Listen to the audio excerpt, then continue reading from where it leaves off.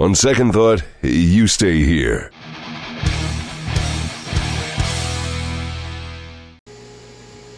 I start this build at the jointer, where I square up 2 sides of this large chunk of maple. Then at the table saw I square up the remaining 2 sides. Next I cut the piece in half and get ready to glue the pieces together to form a large rectangle, which will become the core of the jewelry box.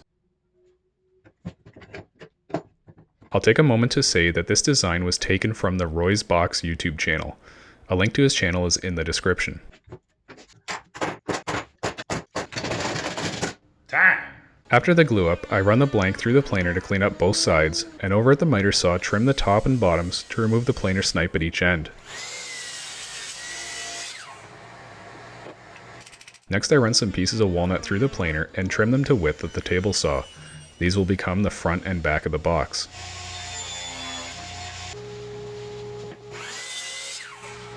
This is a Roy's Box design, but the template was made myself and can be downloaded for free on my website for anyone that's interested in making one themselves. I printed the 2 pages at 100% scale and cut and taped them together before trimming the edges with a utility knife.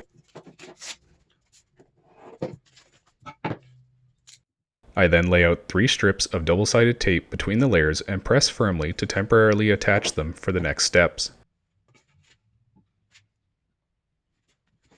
I used my linear actuator vise to act as a clamp for extra holding power.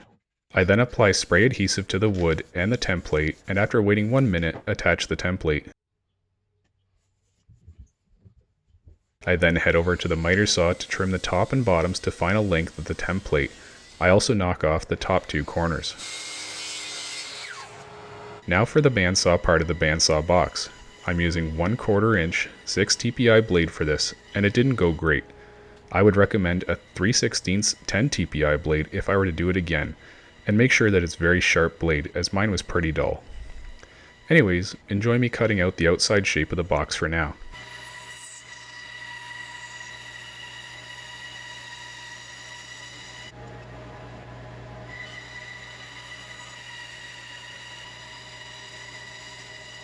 Now that the perimeter is defined, I can remove the back walnut layer from the assembly and scrape off the double-sided tape.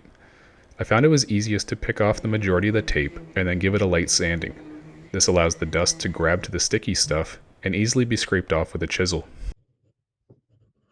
With the back removed, it's back over to the bandsaw to start cutting out the drawers.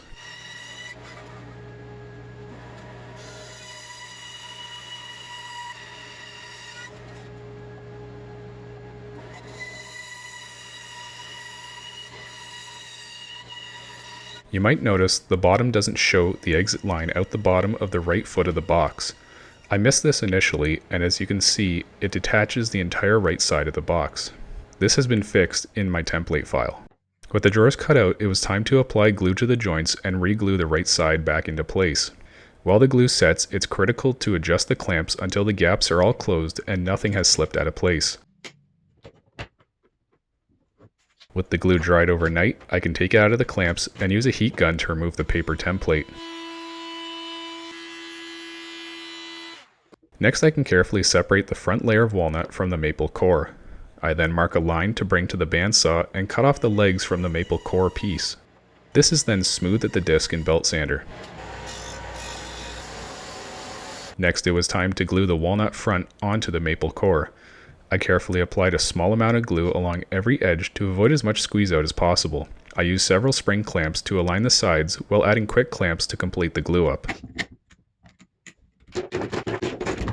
After the clamps came off, it was time to start the absolute marathon of sanding.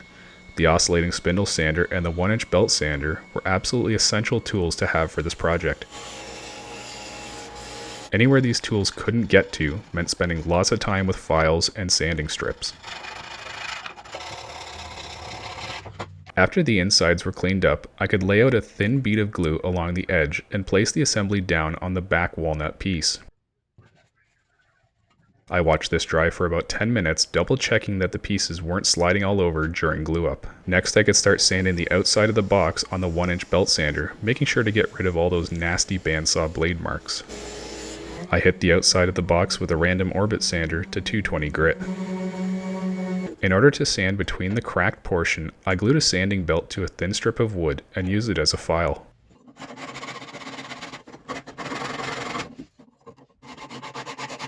After that, I could break all the hard edges on the box with 220 grit sandpaper. Next, at the table saw, I cut some thin strips halfway into a scrap piece of walnut as to not let the offcut get sucked into the saw. Then at the miter saw, I cut these two pieces to length.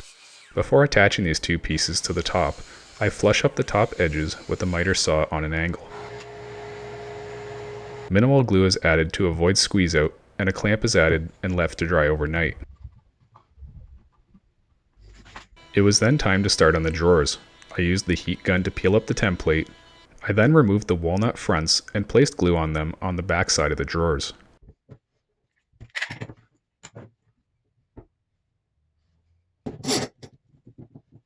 Next at the table saw, I have a temporary makeshift zero clearance insert clamped to the top and slice off the front and back of each drawer.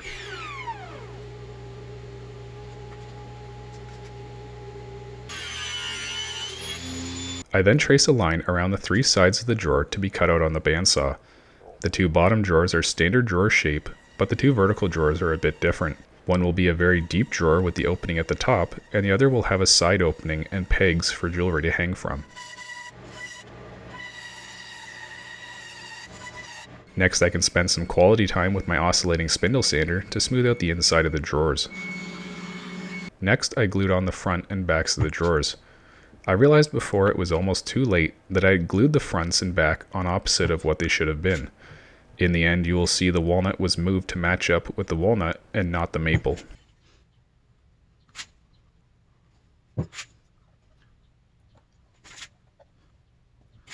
After the glue was set, it was time to use both belt sanders to finalize the outside shape of all four drawers.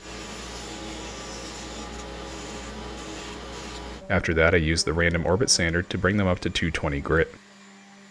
To create the drawer pulls, I used the table saw to make 4 1/4 inch by 1/4 inch rectangles, then cutting them to final size with my miter gauge. I then glued each drawer pull onto the drawer front with minimal amount of glue to avoid squeeze out.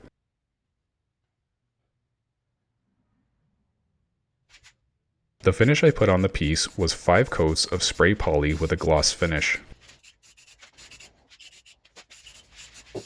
Something I should have done before finishing was to glue on these 3 dowels with the hook in the middle to hold necklaces or bracelets. To ensure a strong bond, I use super glue instead of wood glue. Lastly, I start by taping off the inside of the drawers and begin painting on the black glue which comes with the flocking kit. This flocking kit came from Lee Valley and was very simple to use. You just brush on the glue, blast the powder at the glued area, and shake out the extra. The flocking turned out better than I could have ever imagined, and I highly recommend it.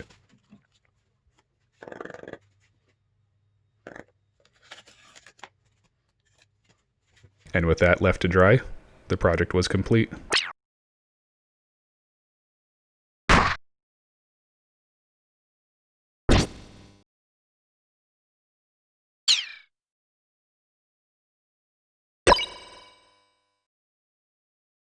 Hail to the king, baby.